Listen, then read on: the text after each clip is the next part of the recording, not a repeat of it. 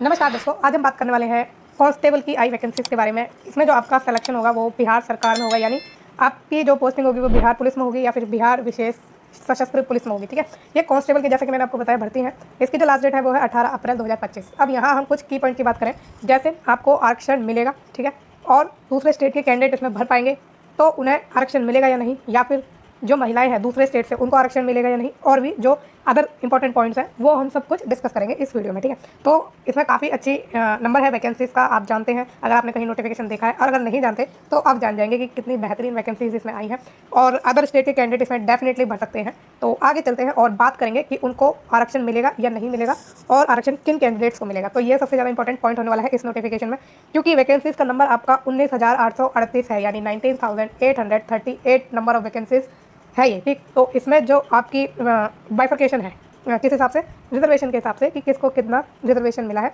या अनरिजर्व में कितने नंबर ऑफ वैकेंसीज हैं। तो जो आपकी अनरिजर्व के लिए कांस्टेबल की वैकेंसीज है उसमें 7,935 टोटल वैकेंसीज हैं। महिलाओं को इसमें आरक्षण दिया जा रहा है और आरक्षण में जो पद रखे हैं इन्होंने टोटल वो रखे हैं 2,777। अच्छा, ये जो महिलाओं वाला सेक्शन है ना, इसमें हॉरिजॉन्टल रिजर्वेशन है, तो इसमें और भी कुछ पॉइंट है जिसे हम आगे ही डिस्कस करेंगे वीडियो में, क्योंकि जैसा जैसा उसमें लिखा है, जैसे जैसे चीज़ें उसमें है वो आपको सारी समझाई जाएंगी। क्योंकि इसमें महिलाओं के जैसे सीटें खाली हो जाती हैं तो उससे रिलेटेड चीज़ें हैं कि वो दूसरे कैंडिडेट को दी जाएगी नहीं दी जाएगी, क्या उसकी कंडीशन रहने वाली है, तो ये सब चीज़ें हैं। ठीक है, बाकी आगे बात करें ईडब्ल्यूएस के लिए 1983 यानी 1983 वैकेंसीज है, और एससी के लिए कितनी है 3174। अच्छा, इसमें रिजर्वेशन हॉरिजॉन्टल हर एक कैटेगरी में मिला है। हॉरिजॉन्टल का मतलब क्या है, जैसे आपकी अनरिजर्व है, ईडब्ल्यूएस है, एससी है, एसटी है, ईबीएस है, तो इन सारी जो कैटेगरीज में महिलाओं को आरक्षण दिया जाएगा। इन्हें कोई अलग से आरक्षण नहीं है, इसी में दिया जा रहा है। जैसे 7,000 प्लस आपकी वैकेंसीज हैं तो उसमें से अप्रॉक्स 3,000 जो ये हॉरिजॉन्टल रिजर्वेशन है ये महिलाओं को दिया गया है, और इससे अगर ये खाली रह जाती है सीटें तो जैसे कि मैंने बताया आगे हम उसके बारे में बात करने वाले हैं। ठीक है, तो एसटी की बात करें तो इसमें टोटल 199 है, 70 इसमें महिलाओं के लिए रखी है, हॉरिजॉन्टल है, अलग से रिजर्वेशन महिलाओं के लिए नहीं है, इन्हीं वैकेंसीज में से दी जाएंगी महिलाओं को सीट्स। ठीक, अब ईबीएस यानी एक्सट्रीमली बैकवर्ड क्लास के लिए 3,571 वैकेंसीज है, और बीसी यानी बैकवर्ड क्लासेस के लिए 2,381 है। अब बैकवर्ड क्लासेस में जो 53 ट्रांसजेंडर हैं उनको भी ये वैकेंसीज मिलने वाली है। फिर BCW जो पिछड़े वर्गों की महिलाएं हैं, बैकवर्ड क्लास वुमेन है, उनको 595 वैकेंसीज दी गई हैं। ठीक है, तो जो टोटल आपकी वर्टिकल जो आपका रिजर्वेशन है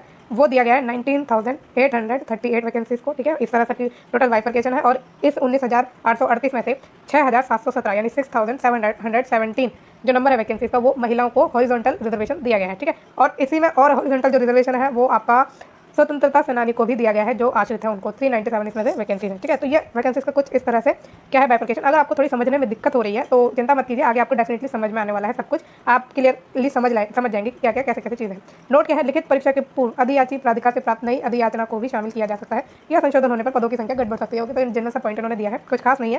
सिपाहियों के पद पर आवेदन हेतु पात्रता एलिजिबिलिटी की बात करते हैं तो इंडियन सिटीजन अप्लाई कर सकते हैं और किसी भी स्टेट से आप अप्लाई कर सकते हैं, लेकिन आपको जो बेनिफिट है वो जनरल कैंडिडेट का ही मिलेगा। ठीक है, शारीरिक मापदंड इसमें कुछ आपका होना चाहिए महिलाओं को और इसका फीमेल का।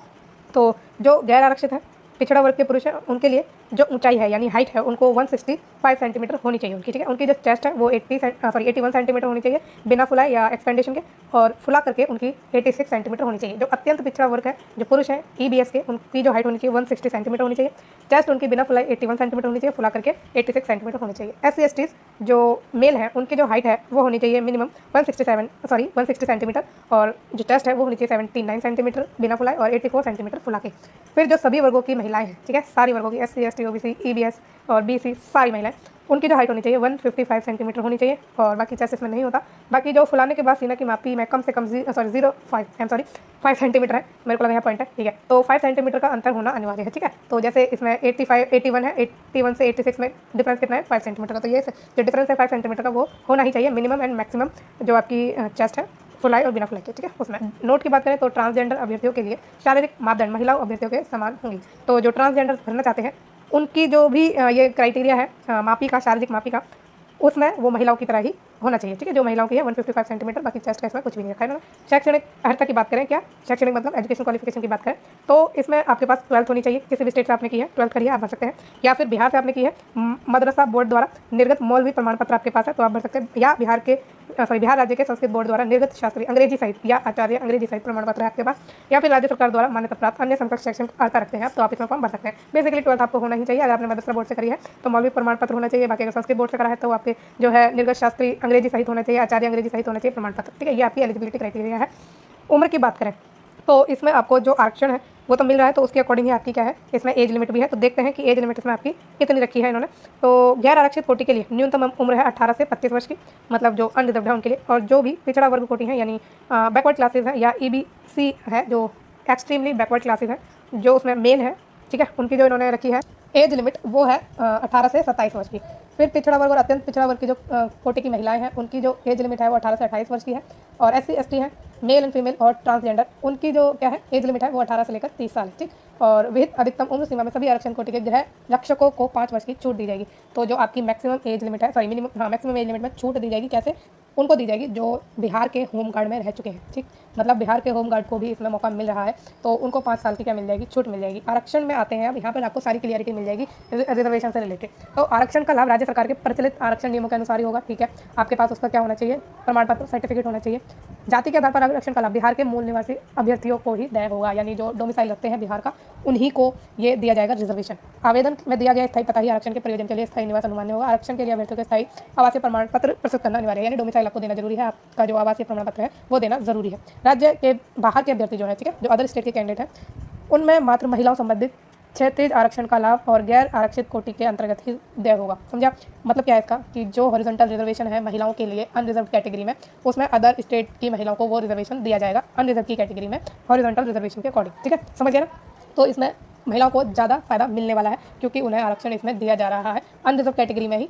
अच्छा, एग्जाम्पल के थ्रू आप समझिए। मान लीजिए कोई कैटेगरी की महिला है, ऐसी कैटेगरी की, ठीक है, उन्होंने फॉर्म भरा और फॉर्म भरने में उनको हॉरिजॉन्टल रिजर्वेशन मिल गया, जो भी नंबर है उसका, उसमें से एक सीट उनके लिए हो गई हॉरिजॉन्टल रिजर्वेशन में, लेकिन उनको अनरिजर्व में काउंट किया जाएगा। जो अनरिजर्व की वैकेंसीज है ना, यहाँ पे देखिए, जो यहाँ पे अनरिजर्व का ये नंबर है, इसमें उस महिला को सीट मिलेगी। आरक्षण तो उन्हें मिलेगा, ठीक है, मतलब यानी हॉरिजॉन्टल रिजर्वेशन तो मिलेगा, बट उन्हें अनरिजर्व की तरह काउंट किया जाएगा, जो कि उन्हें 7,935 में से एक सीट मिल जाएगी, ठीक है। तो ये चीज़ आप समझ होंगे, ये होता है हॉरिजॉन्टल रिजर्वेशन। और अगर नहीं समझे, आपको एलिजिबिलिटी के लिए कोई दिक्कत हो रही है, तो आप मुझसे कमेंट में पूछ लीजिए, भेजिए, ठीक है। कुछ भी डाउट है पूछ सकते हैं मुझसे। और बाकी कोई आरक्षण नहीं दिया जाएगा। मान लीजिए अगर ऐसी कैटेगरी की कोई महिला है अदर स्टेट की, तो उन्हें इस कैटेगरी में नहीं दिया जाएगा, ठीक है। इस कैटेगरी मतलब ऐसी कैटेगरी की महिलाओं ने नहीं समझा जाएगा, उन्हें अनरिजर्व कैटेगरी की महिला समझा जाएगा, ठीक है, समझ गए ना। तो आगे बढ़ते हैं और यहाँ पे आते हैं। राज्य के बाहर के आरक्षण कोटि के अभ्यर्थियों की गणना गैर आरक्षित कोटि के अभ्यर्थियों के रूप में की जाएगी। तदनुसार उनके लिए गैर आरक्षित कोटि के अभ्यर्थियों के लिए निर्धारित आयु सीमा तथा अन्य अर्हताएं लागू होंगी।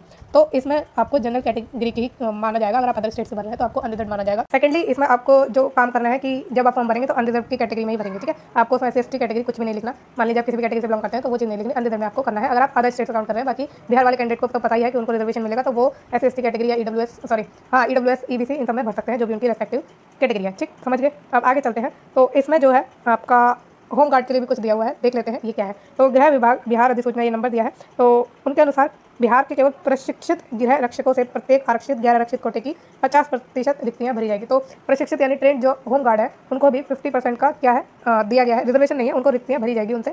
लेकिन अगर वो नहीं आते, अप्रोप्रिएट उनका नंबर नहीं आता, तो उनके दूसरे कैंडिडेट को ले लिया जाएगा, जो होम गार्ड नहीं है उनको भी इसमें ले लिया जाएगा। और इसमें केवल बिहार के ही होम गार्ड को लिया जाएगा, ठीक है।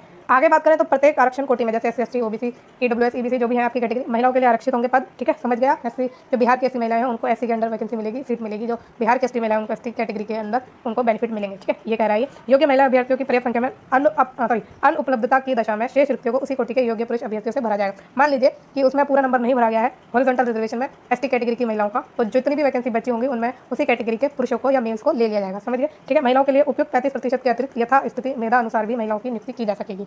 तो जो 35% है महिलाओं को, उसमें मेरिट बेस तो उनकी रिक्तियाँ भरी ही जाएंगी। आगे बात करते हैं। तो ऑलमोस्ट हमने जो रिजर्वेशन से इंपॉर्टेंट पॉइंट से रिलेटेड, मतलब रिजर्वेशन से रिलेटेड जो भी इंपॉर्टेंट पॉइंट है वो हमने डिस्कस कर लिए हैं, है ना। तो आप समझ गए हैं रिजर्वेशन के बारे में अच्छे से। अब यहाँ पर आप देखिए कि यहाँ पे आपको कोड दिया गया है किसका, आपकी कैटेगरी का। तो SC जो कैटेगरी है उनको ऑनलाइन आवेदन करते वक्त, ठीक है, ये कोड ध्यान में रखना है, आपको इसका यूज़ करना है। जब आप फॉर्म भरेंगे तो आपको पता चल जाएगा कि आपको ये जो कोटि है या कैटेगरी है, ये जो नंबर है, कोड आपको उसमें भरना है। जो ST है उसके लिए 3 है, जो आपका एक्सट्रीमली बैकवर्ड क्लासेस है उनके लिए 4 है, बैकवर्ड क्लासेस के लिए 5 है, और EWS के लिए 7 है, ठीक है। तो ये आपको ध्यान रखिएगा जब आप फॉर्म भरेंगे। चयन के लिए परीक्षा संरचना पर आते हैं कि आपका सिलेक्शन कैसे होने वाला है, क्या क्या सिलेक्शन प्रोसेस में क्या क्या स्टेप्स हैं, ठीक। तो जो आपका प्रथम चरण है, फर्स्ट स्टेज है, उसमें क्या होने वाला है, आपका लिखित परीक्षा होगी, रिटन एग्जामिनेशन होगा। पहले तो आपकी जो भी एप्लीकेशन फॉर्म है उनकी समीक्षा यानी स्क्रूटनी की जाएगी, उनको छटनी की जाएगी। जो भी एलिजिबल जो होंगे अभ्यर्थी यानी जिनका फॉर्म शॉर्टलिस्ट हो जाएगा उनको आगे के प्रोसेस के लिए बुलाया जाएगा, यानी लिखित परीक्षा के लिए बुलाया जाएगा। बहुसत्रीय बहुप्रश्नीय परीक्षाओं के लिए मेधा निर्धारण हेतु सामान्यकृत अंकों मतलब नॉर्मलाइजेशन होगा, ये कह रहे हैं, ठीक है। लिखित परीक्षा के स्तर बिहार विद्यालय परीक्षा समिति के 10वीं कक्षा यानी मैट्रिक यानी 10th या उसके समकक्ष स्तर का होगा। जो आपकी एग्जाम होगी वो 10th के बेस पर होगी। लिखित परीक्षा में क्या आएगा, हिंदी, अंग्रेजी, गणित, सामाजिक विज्ञान जिसमें इतिहास, भूगोल, नागरिक शास्त्र और अर्थशास्त्र है। विज्ञान आएगी 3 आपकी भौतिक, रसायन शास्त्र, प्राणी विज्ञान और वनस्पति विज्ञान। फिर आएगा आपका सामान्य ज्ञान और समसामयिक मामले से संबंधित वस्तुनिष्ठ प्रश्न, ठीक है। और जो आपका सिलेबस है वो आपको इस वेबसाइट पर मिल जाएगा। इसके पैटर्न की बात करें तो 100 अंकों का होगा, 100 मार्क्स का होगा, 2 घंटे का प्रश्न होंगे आपके, ठीक है। मतलब एग्जाम 2 घंटे का होगा और 100 प्रश्न होंगे, जिसमें प्रत्येक सही उत्तर के लिए 1 अंक आपको दिया जाएगा। और परीक्षा OMR शीट आधारित होगी। ऑफलाइन आपका इसमें एग्जाम होगा। OMR शीट उत्तर पुस्तिका 2 प्रतियों में होगी, 2 कॉपीज होंगी, जिसमें एक प्रति अदृश्य कार्बन प्रति के रूप में होगी, यानी एक जो आपकी कॉपी होगी वो क्या होगी, कार्बन कॉपी होगी। और जो अंतिम चयन सूची प्रकाशित होने के पश्चात 1 वर्ष तक सुरक्षित रखी जाएगी। तो इसमें क्या है, एक तो आपकी ओरिजिनल होगी, एक कॉपी होगी, और 1 वर्ष तक वापस सुरक्षित रखी जाएगी आगे के प्रोसेस के लिए। आगे बात करें लिखित परीक्षा में 30% से कम अंक प्राप्त करने वाले अभ्यर्थी शारीरिक दक्षता परीक्षा के लिए असफल घोषित किए जाएंगे। तो ये जो आपके मिनिमम क्वालिफाइंग मार्क्स है वो 30% है, ठीक है। लिखित परीक्षा में प्राप्त अंकों के आधार पर यथासंभव विज्ञापित रिक्तियों के आरक्षण कोटिवार प्रत्येक कोटि में 5 गुना अभ्यर्थियों का चयन शारीरिक दक्षता हेतु जो है परीक्षा हेतु किया जाएगा। तो 5 गुना बच्चे बुलाए जाएंगे एक वैकेंसी पर, उनकी कैटेगरी के अकॉर्डिंग भी, ठीक है। एक वैकेंसी के लिए कितने 5 गुना बच्चे बुलाए जाएंगे शारीरिक जांच के लिए, फिजिकल एफिशिएंसी टेस्ट के लिए। तो इसकी भी हम देखने वाले हैं कि क्या क्या चीज़ें रहने वाली हैं फिजिकली एफिशिएंसी टेस्ट में, नेक्स्ट ही देखने वाले हैं, ठीक है। तो आगे बढ़े। योग्य अभ्यर्थियों की पर्याप्त संख्या में अनुपलब्धता की दशा में अभ्यर्थियों का अनुपात उपयुक्त रूप से केंद्रीय परिषद द्वारा कम किया जा सकता है। कोटिवार समान कट ऑफ अंक प्राप्त करने वाले सभी अभ्यर्थियों का चयन अगले चरण शारीरिक दक्षता परीक्षा के लिए किया जाएगा। तो मान लीजिए नहीं आ रहा है अप्रोप्रिएट नंबर ऑफ कैंडिडेट, तो उसमें जो है ये 5 गुना से 4 गुना भी हो सकता है, 3 गुना भी हो सकता है, जैसा भी कंडीशन रहने वाली है। अब आगे बात करें, लिखित परीक्षा अंतिम मेधा सूची का आधार नहीं होगी। लिखित परीक्षा केवल शारीरिक दक्षता परीक्षा के लिए क्वालिफाइंग होगी, एडक होगी। यानी कि जो आपकी लिखित परीक्षा की मेरिट है वो यूज़ नहीं की जाएगी आपकी फाइनल सिलेक्शन के लिए। आपकी ये शॉर्टलिस्टिंग के लिए है, जो आपको PET में शॉर्टलिस्ट करेगा, ये मार्क्स उसमें यूज़ किए जाएंगे, ठीक है। समझिए। आगे बात करते हैं PET की ज़रूरी बातें कुछ जान लेते हैं। जैसे आपका जो रेस है वो होनी है, इसमें भाला फेंक भी होना है, तो देखते हैं इसमें। तो पहला इंपॉर्टेंट पॉइंट है कि इसमें आपको सम्मिलित होना बहुत ज़रूरी है और इसमें सफल होना भी ज़रूरी है, ठीक है। तो सिपाहियों के पद की नियुक्ति हेतु चयन के लिए अंतिम मेधा सूची शारीरिक दक्षता परीक्षा के अधीन तीनों स्पर्धाओं दौड़, ऊंची कूद और गोला फेंक, ठीक है, भाला फेंक नहीं, सॉरी, गोला फेंक है, मैं अभ्यर्थियों द्वारा प्राप्त कुल अंकों के आधार पर तैयार की जाएगी। तो आपकी मेरिट जो होगी वो आपकी PET के बेस पर होगी। 3 इसमें चीज़ें हैं, आपकी रेस है, हाई जंप है और क्या है, गोला फेंक है, ठीक है। तो ये चीज़ें हैं। इन तीनों स्पर्धाओं में अभ्यर्थी को अलग अलग सफल होना आवश्यक है। हर किसी में आपको अलग अलग सफल होना है। इसमें आपको 100 अंक दिए जाएंगे। ऊंचाई एवं सीना वजन में आपकी कोई भी आपके नंबर नहीं दिए जाएंगे, इसमें आपके नंबर मिलने वाले हैं। तो देखिए बड़ा इंटरेस्टिंग सा इन्होंने वो बनाया है। तो जो आपका दौड़ है, रेसिंग है, उसमें अधिकतम जो आपको यानी मैक्सिमम जो आपको मार्क्स मिल सकते हैं वो 50 मिल सकते हैं। अगर आपने 1 मील यानी 1.6 किलोमीटर की जो रेस है वो 5 मिनट से कम में पूरी कर ली तो आपको टोटल 50 मार्क्स दे दिए जाएंगे। 5 मिनट से 5 मिनट 20 सेकंड तक आपने करी है इनके बीच में, तो 40 अंक दिए जाएंगे। और 5 मिनट 20 सेकंड से लेकर 5 मिनट 40 सेकंड के बीच में करी है अपनी रेस पूरी, तो 30 अंक दिए जाएंगे। और 5 मिनट 40 सेकंड से अधिक और 6 मिनट तक आपने अपनी रेस पूरी की है तो 20 अंक दिए जाएंगे। 6 मिनट से अधिक समय लेने वाले पुरुष अभ्यर्थियों को असफल घोषित किया जाएगा, ठीक है। ये पुरुषों के लिए था। सभी कोटि की जो महिलाएं हैं उनको 1 किलोमीटर दौड़ना है, ठीक है। और 4 मिनट में अगर आपने पूरी कर ली, 4 मिनट से कम में, तो आपको 50 अंक मिल जाएंगे। 4 मिनट से 4 मिनट 20 सेकंड तक आपने पूरी कर ली तो 40 अंक दिए जाएंगे। 4 मिनट से 20 सेकंड, सॉरी 4 मिनट 20 सेकंड से लेकर 4 मिनट 40 सेकंड तक अगर आपने पूरी कर ली तो 30 मार्क्स दिए जाएंगे। 4 मिनट 40 सेकंड से 5 मिनट तक आपने पूरी करी है इस टाइम पीरियड के बीच में, तो आपको जो है 20 अंक दिए जाएंगे। और 5 मिनट से अधिक समय लिया है आपने तो आपको डिस्क्वालीफाई कर दिया जाएगा। फिर गोला फेंक पर आते हैं। आपको मैक्सिमम मार्क्स इसमें 25 मिल सकते हैं। 16 पॉइंट का गोला फेंक आपका है, ठीक है। न्यूनतम 16 फीट फेंकना है, 16 फीट, ठीक है। तो 16 फीट से 17 फीट तक 9 अंक मिलेंगे आपको। 17 फीट से ज़्यादा या 18 फीट तक अगर आपने फेंका है तो 13 अंक मिलेंगे, यानी 13। 18 से लेकर 19 फीट तक आपने फेंक दिया है गोला तो 17 अंक मिल जाएंगे। 19 से लेकर 20 फीट तक फेंक दिया है तो 21 अंक मिल जाएंगे। 20 फीट से ज़्यादा फेंक दिया है तो 25 अंक मिलेंगे। और अगर आप 16 फीट से कम फेंकते हैं तो आपको डिस्क्वालीफाई कर दिया जाएगा। ये मेल के लिए था, ठीक है। अब फीमेल की बात करें तो आपको 12 पॉइंट का गोला है और 12 फीट तक फेंकना होगा मिनिमम। फिर 12 फीट से 13 फीट तक जो फेंकेंगे उनको 9 अंक मिलेंगे। 13 फीट से 14 फीट तक जो फेंकेंगे उनको 13 अंक मिलेंगे। 14 फीट से 15 अंक, सॉरी फीट तक जो फेंकेंगे, 14 फीट से 15 फीट तक जो भी फेंकेंगे उनको 17 अंक मिलेंगे। 15 फीट से लेकर 16 फीट तक जो फेंकेंगे उनको 21 मिल जाएंगे। 16 फीट से ज़्यादा वालों को 25 यानी पूरे के पूरे मार्क्स मिल जाएंगे। 12 से कम आपको नहीं फेंकना है, डिस्क्वालीफाई आपको कर दिया जाएगा। हाई जंप पर आते हैं। मैक्सिमम मार्क्स 25 है। सभी कोटि के पुरुषों के लिए जो है न्यूनतम ऊंचाई 4 फीट है, यानी मिनिमम आपको 4 फीट कूदना ही कूदना है, ठीक है। 4 फीट अगर आप कूद गए हैं तो आपको 13 अंक मिल जाएंगे। 4 फीट 4 इंच तक कूद गए हैं तो 17 अंक मिल जाएंगे। 4 फीट 8 इंच तक कूद गए हैं 21 अंक मिल जाएंगे। 5 फीट कूद गए तो टोटल 25 अंक मिल जाएंगे, मार्क्स मिल जाएंगे। 4 फीट से कम कूदना ही नहीं है। अगर आप कूदे 4 फीट से कम तो डिस्क्वालीफाई कर दिया जाएगा। महिलाओं के लिए क्या है, न्यूनतम 3 फीट उनको कूदना है। 3 फीट वाले जो भी कूद जाएंगे उनको 13 मिलेंगे मार्क्स। 3 फीट 4 इंच तक जो कूदेंगे 17 मार्क्स मिलेंगे। 3 फीट 8 इंच तक जो कूदेंगे 21 मार्क्स मिलेंगे। 4 फीट तक जो कूदेंगे 25 अंक मिलेंगे। 3 फीट से कम कूदने वाली महिलाओं को डिस्क्वालीफाई कर दिया जाएगा, ठीक है। आगे बात करें तो नियत समय पुरुष के लिए 6 मिनट, महिलाओं के लिए 5 मिनट पर दौड़ पूरी करने वाले अभ्यर्थियों को गोला फेंक या ऊंची कूद स्पर्धा में न्यूनतम विनिश्चित मानदंड पूरा नहीं करने पर असफल घोषित कर दिया जाएगा। ऐसे अभ्यर्थियों को अन्य स्पर्धाओं में सम्मिलित होने का अवसर प्रदान नहीं किया जाएगा। अभ्यर्थियों को सभी स्पर्धाओं में अलग अलग सफल होना होगा। मात्र गोला फेंक या ऊंचाई फेंक में अधिकतम 3 मौके दिए जाएंगे।